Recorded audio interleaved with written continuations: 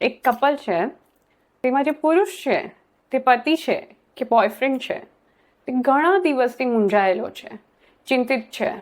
એટલે જે સ્ત્રી છે તે ગર્લફ્રેન્ડ કે પત્ની છે તે એને પૂછે છે સ્ત્રી સહજ સ્વભાવથી કે તું મને કે તને શું તકલીફ છે, આપણે સાથે મળીને ઉકેલ લાવી શકીએ. મને ના જણાવી શકતો હોય તો કોઈ પરિવારજનોને કે મિત્રને જણાવ.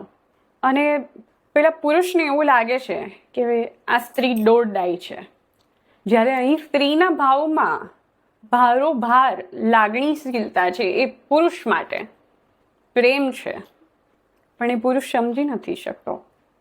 પુરુષને હંમેશા એવું લાગે છે કે સ્ત્રીને કંઈક બધું કહેવાની જરૂર નથી, એ કંઈ સમજી નહીં શકે. અને સ્ત્રીને એ મૂંઝાતા પુરુષની આંખ બનીને તાજ મેળવ્યાનો અનુભવ કરવો છે.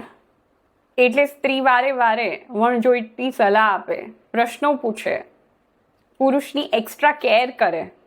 તો એ પુરુષ આ બધી કેરથી અને આ સ્ત્રીના બિહેવિયરથી કદાચ વધારે અકળાય, વધારે ચીડવાય અને એમાંથી વણજોઈતા ઝઘડાઓની હાર જન્મે છે.